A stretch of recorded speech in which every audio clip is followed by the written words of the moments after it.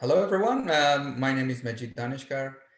I work as research associate and lecturer at the Orientalische Seminar or Oriental Studies Department at the University of Freiburg.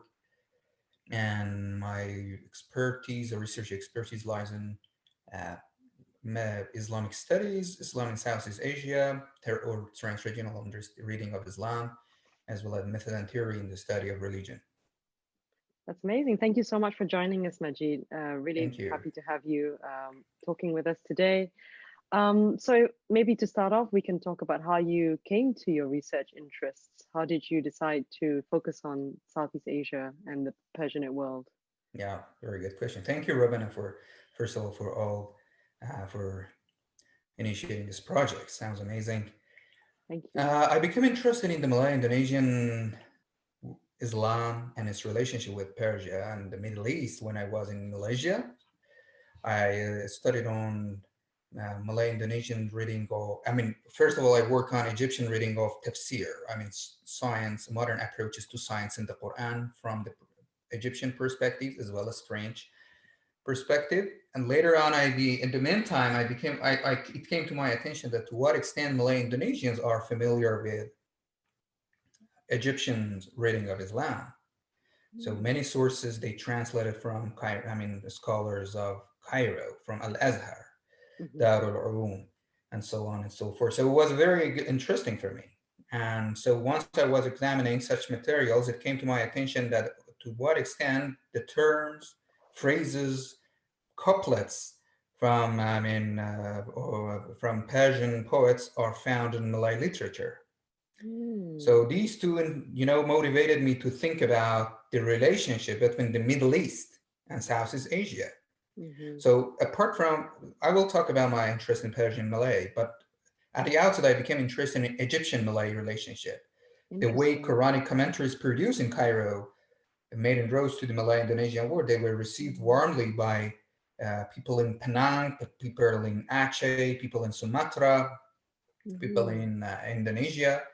So it was very interesting for me to the way they became interested in Egyptian commentaries on the Quran. They translate them into different languages across Indonesia, Mm. and then also they printed them frequently from the early 20th century. At the turn of 20th century, they produced many works from Egyptian. Through such, such approaches, I became more interested in the way Middle Easterners have connection with the people in the Malay-Indonesian world. So Mm. it gave me another chance to work on, so try to fill a sort of huge gap about the presentation of Persian material in the Mhm. Malay-Indonesian world. So as I said, there are plenty of phrases or Persian terms which are found in Malay. Mm. Uh, Apart from these, there was I have some big question on my mind. To what extent Persians had interactions with Malay? Right. So it was the beginning of my journey. So I thought that's okay. Probably they, as a traders, merchants, as well as religious figures, they had connections. Mhm. And then the big another question is for how long they did have such questions. So some people assume that after the 16th century or early at the mid 17th century, we had a sort of decline in reception of Persian and Malay Indonesian world. Mhm.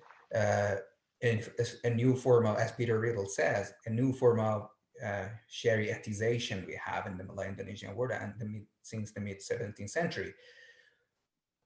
Anyway, so all of them, motivated me to think more about, Mm. so what about before the 17th century, before half 17th century, what was the Mhm. status of Persian people as well as Persian sources in these Mhm. areas?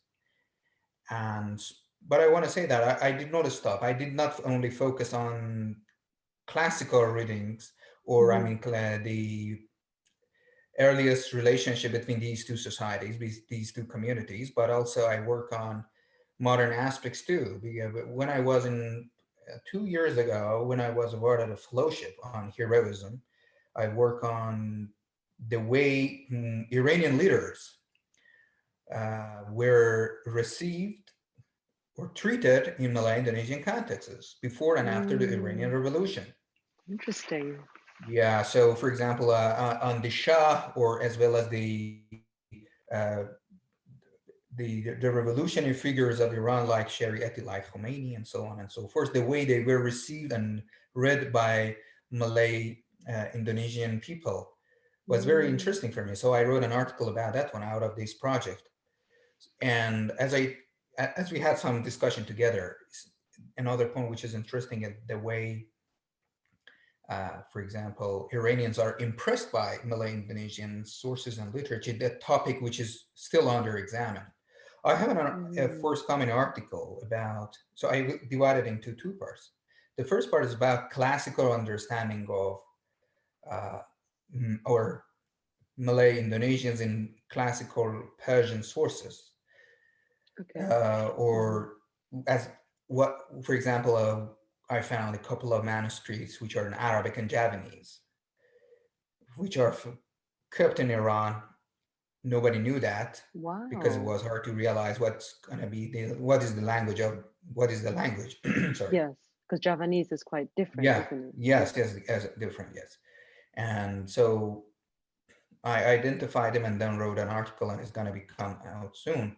We know that for a long time, Malays used to live, and the Persian, I mean, have I mean, you know, existed, or they lived in around Persian Gulf. You know, they Yes. visited Hormuz, they visited Mm-hmm. some islands in the Persian Gulf. Interesting. This is what we're sure about, but unfortunately, less attention has been paid to such topics. So Yes, these are the true. classical back part, which are interesting for me. Another Mm-hmm. aspect which is interesting for me is about the modern reception of Malay figures in Iran, in the Iranian context, like, Mm, for example, yeah. Mahathir Mohamad, as well as Naqib al-Attas. So these two Mm-hmm. influential figures were warmly received in Iran. Fascinating. Yeah, many works by both of these figures were translated into Persian for a long time. I mean, at least since Mm. 1990s, Iranians became more interested in the works of Naqib al-Attas as well as the Mahathir Mohamad. They translated Wow. their works. And the translation, and another thing which I think largely neglected in the studies on, for example, translation studies or translation of intellectual sources in Iran, is that still we focus on European, I mean, the reception of European works in Iranian context. Yes. Absolutely fascinating, absolutely Mm-hmm. interesting Mm. work. But I think another side of the coin is important, that the way Asian sources are received in Iran is very important. Absolutely. Absolutely. To what extent we know about Japanese scholars? Yeah. We know just about Izutsu, but to be honest, other, I mean, Japanese novelists and thinkers were warmly Mm-hmm. received in Iran, as well as, for example, we have Chinese.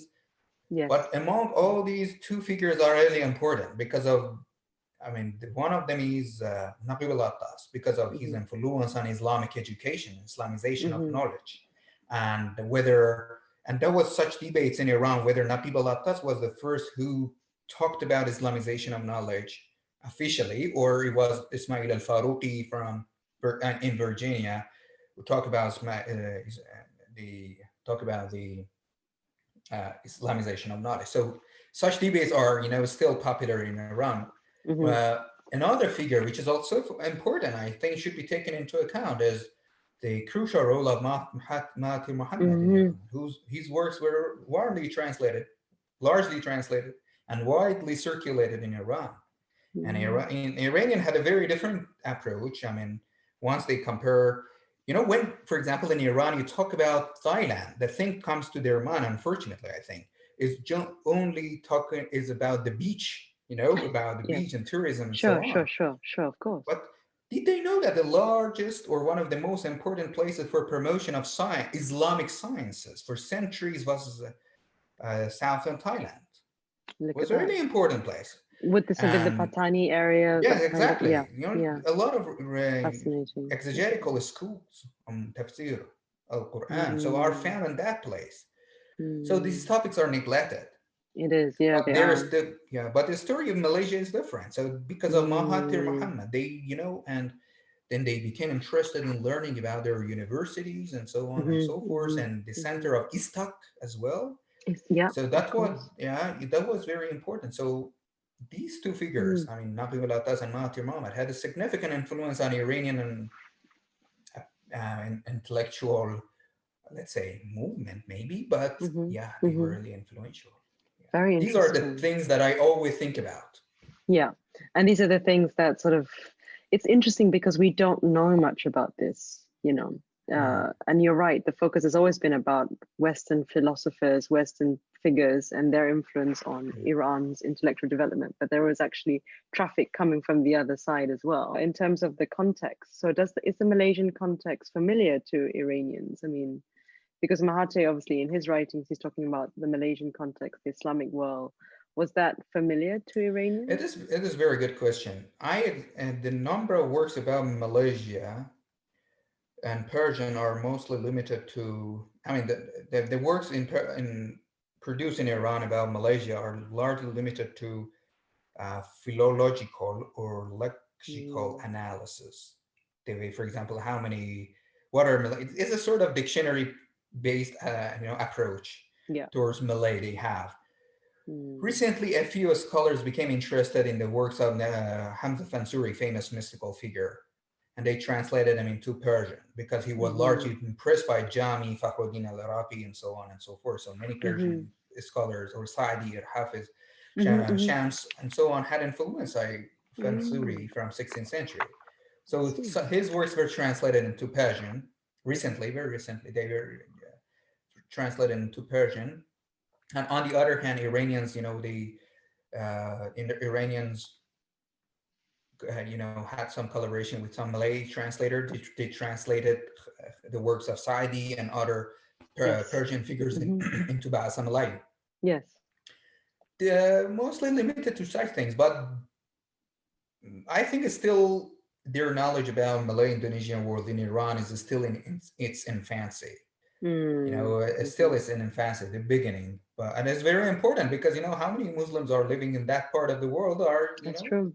millions of people, and they Mm, have a big source of knowledge. And it's I think it's very naive that people assume that they didn't have any influence on the Middle East. It is absolutely not right. Now, people as mm, himself alone had a big influence on a large part of Islamic communities, Muslim communities, on understanding of Islamic education, right? mm, Now, yes. people like us Yes. and Sayyid Hassan Hussein Nasr together had a huge influence on, encouraging Muslim figures. I don't want to say right or wrong.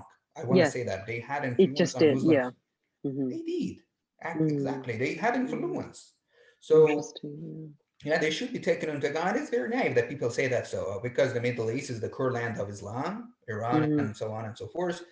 Just they had influence on that side of the world and they didn't have any. Mm, But this is true.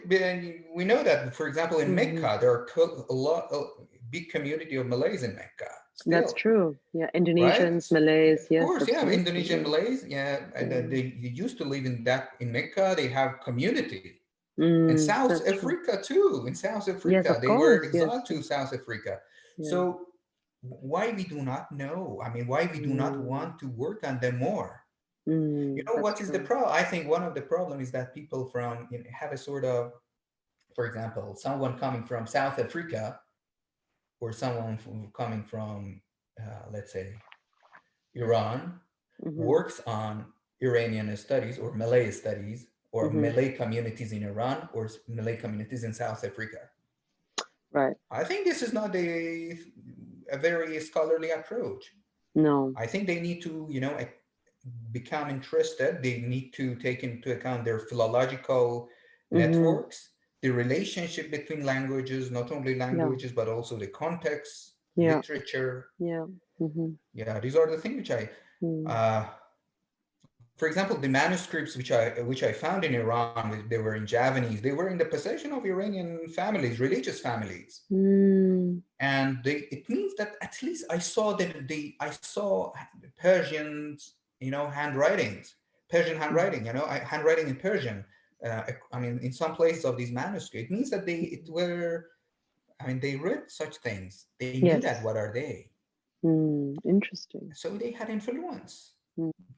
It is not true to say that Indonesians or Malay were only receivers of Islam from the Middle East. Mm. They tried, or they helped them to circulate Islamic sciences across the world. Yeah. To So, other places as well. one of the best examples is also from South Africa. And I want to say that I have a forthcoming article. I mean, I fringed the outline, but it's about, Mm-hmm. for example, I found some manuscripts from one of the most important Malay-Indonesian figures in South Africa, but Mm. whose handwriting I found it in Iran. But nobody knew that because they just saw Yeah. his name and thought, okay, he's a simple guy. But they didn't know that Mm. this guy is that famous guy from Indonesia. Look at that. The thing is, I think it's because we're lacking sort of a holistic approach, aren't we? Could it also be a problem of language, an issue of Of language? course, Not, yes. yeah, Yes. I think that's I the think the other. problem is the problem of philological network. It's not only Yeah. philology itself, it's a problem of philological network. It means, for example, Mm. once you're going to write about Malay, right? You have Let's say to. like that. When you're going to write about Malay Hikayat, Mm-hmm. let's say like Hikayat Amir Hamza, okay? Or Qissiyya. So some people say that it was based on the Qissiyya Amir Hamza or Rumuz Hamza. Mm-hmm. So you should know that this work was already translated into Arabic, or some people say that it was originally Arabic, then translated into Persian, or some people say vice versa. And Mm-hmm. then you should know that it was also translated into Ottoman Turkish, it was written in Bengal too. So you should know Okay. these network and then find sources Mm. and they create a network and mapping, Mm. the story of Mm. mapping. It's not only philology. You may know Persian, you may know Malay, but the story is Yep, not you need limited. to You know should too. know, I would say in my class, so once someone gonna write about, for example, about Safavid Persia, Mm-hmm. it is not really a good idea that you do not know Ottoman Turkish once you're gonna write about Safavid Persia. Because you need to. That's the language of the You, diplomatic language of the day as well. absolutely, and they, Mm. they always So, were not only interaction, sometimes conflict had with each other. yeah, interesting. So you should know such things. And then Mm-hmm. I think this is important. I don't know to No, what no, it is. extent. I And think this is it's why not. in my recent article I said I want to become an Orientalist, not a colonizer or a decolonizer. Yeah, it's a So good way to look in at it. Yeah, Orientalists need to be equipped with different languages, not sure. languages in terms of knowing and speaking in front of others in different languages. I Mm. mean, languages mean to know the network, philological networks. Yes. Once you're going to write about Turkey or Ottoman Turkish, you should know Persian too, because for Yeah. a long time, Persian materials were translated into Ottoman Turkish, and Mm. same for Malay. Yeah. And the So Indian world yeah, as you know well. what You I need mean? to know. Yeah. Of course, that's Yeah, so, you need so to know this. important. Yeah, Yeah. extremely. Yeah. Very interesting. But it's huge. I mean, if you think about it, this Indian Ocean, Persian Gulf connection, you'll Oh need to know yeah, many it's other huge, and I think languages. it's a long-term project for me. How do you find your sources? Very good question. So, for example, I got a chance. My colleagues at the for I have very good colleagues here, and That's they nice. yeah, and they really supported me. And so I had a chance to visit the Leiden University Library, biggest collection, I think. And there are a couple of many manuscripts in Leiden University which were Mm. not identified or partially identified. They are untapped source of knowledge because they include many references to Odin. For example, Malay sources full of, uh, let's say, Malay, full of or replete with Persian terms, Persian Mm. phrases, which gonna really change the discourse. I Wow. found them. I don't want to say that this is gonna absolutely change the discourse, but has influence on the discourse. Sure, sure. Because nobody really knew that, and I Mm. wonder why the people who catalog those manuscripts, some of them, did not realize such things. I mean, the important things, for example, there are legal things, legal texts in Malay, which are very much impressed by the book. I mean, the book of Khomeini, the famous Mm. Shi'i figure. Wow, And look at they that. clearly mentioned the name of Khomeini and Kafi, Usul Kafi. So big source Mm. of hadith in Shia. So they had influence on Wow. fiqh in Malaysia. But we know that Malaysian fiqh is very much Sunni-centric, Yeah, right? so this is what I'm saying. It challenges But that. yeah, Mm. yeah, I want to say that this is gonna Mm. have, they're gonna exactly challenge Mm. the discourse, gonna change the Mm. discourse at least, gonna add some more Wow. materials. But these things are more than 100 years in Leiden University Library. Mm. Mm. Mm. Anyway, a large part of these materials are found in Leiden University Library. I visited different cities. So during these years, I visited some European university, Mm. Asian libraries too. Mm. Many good sources are found in Ganj Baksha, Pakistan. Many good sources are in Mm. India Mm. as well. So uh, apart follow from it up. that, there are many printed volumes. Early printed volumes are very important too. Mm, And another thing which I think usually neglected in academic study of Islam or Malay Islam or whatever. This is I also highlighted in my article that I want to become an Orientalist, that many journals and magazines produced in the 18th and 19th century by, or I mean, include articles by famous or unknown Orientalists who did a mm, great job. And their mm, articles are really valuable. Tell us something that you never know and you're never going to mm. know about in the Yeah, future. So understood. all these materials, all these Asian magazines and journals Hmm. are, we Hmm. put them on the shelves because we assume that, so they are Orientalists, don't touch them. You know what I But mean? So actually, they are yeah. really good. Mm. So I began my Mm, interesting. examining these manuscripts. I mean, these printed journals and magazines. There are some great in German, great in Dutch, in English too, Mm, and even in Persian, in Pashto, some of them. So these are very good things. I collected them. I tried to, for example, let's say every 2 months I have time to finish each of these issues because hmm. they are thick. For example, Okay, three all to right. 400 here, Oh, 400 pages. So I okay. examine them and then, for example, highlight the points in order to Hmm. finish my project over the course of a few That's years. fascinating. So it's a long-term project. This. Of course, yes. Yeah, it's I a try to long-term project. publish, This. frequently about such things, Yeah. but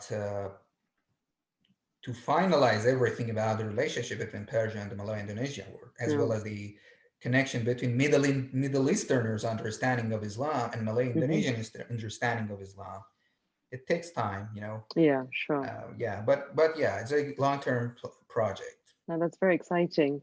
I mean, with all Thank your you. writing and all your researching, how do you manage to balance all of this? Do you teach as well?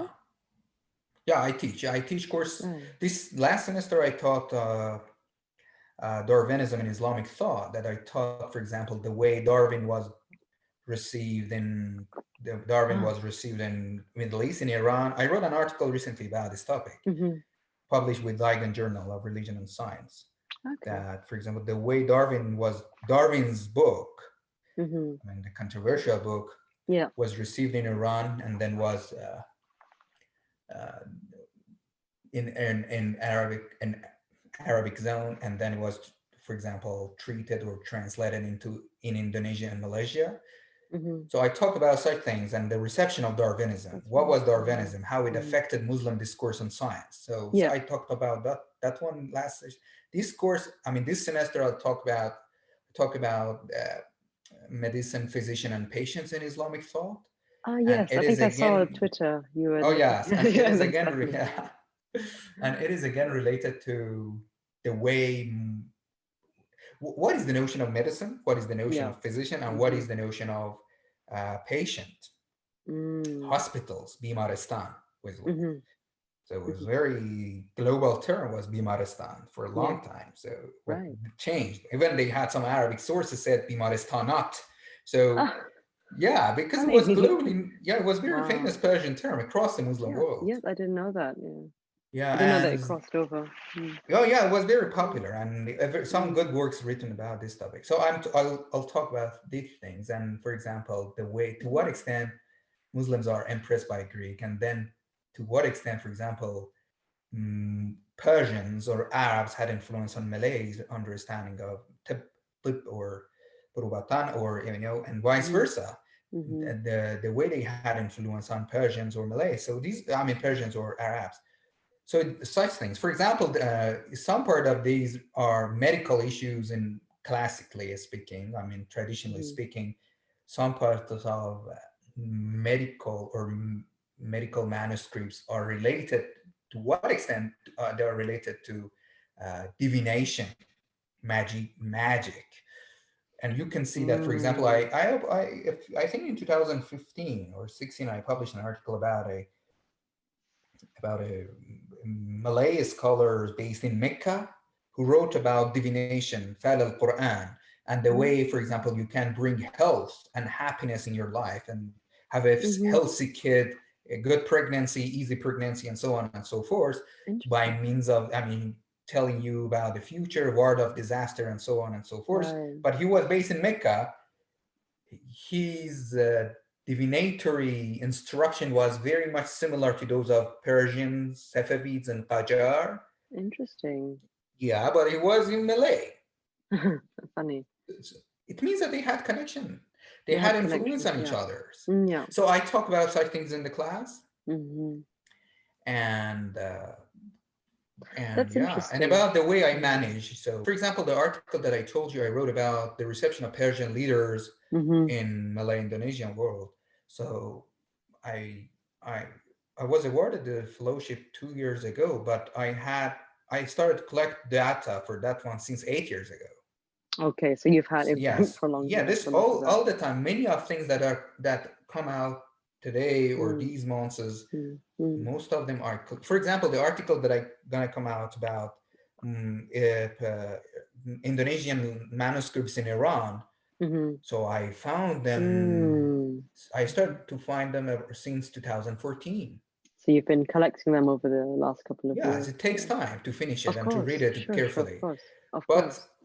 yes, I try not to have a big gap between collecting and writing. I try to continue writing and studying and so on. I don't know about equality. This should be judged by readers, but this is the way that I write. And there's something about enjoying it, taking your time with it, and I need to bear that in mind. That it takes for example, time. my book on Muslim Academy. I mean, studying the Quran in the Muslim Academy, which came out with Oxford Uni Press. So that book, I began journey. So I had such things in my mind since 2012. So I had such topics in my mind. And after in 2016, I started to finish the first draft and second drafts. And then in 2018, it was sent to the publisher. Thank you. And thank you for your time, Majid. Very, very fascinating. I think people watching this video are going to learn quite a lot, and it's going to make us all think a little bit. Thank you very much, Robin. I really enjoyed. Thank you so much. Thank you.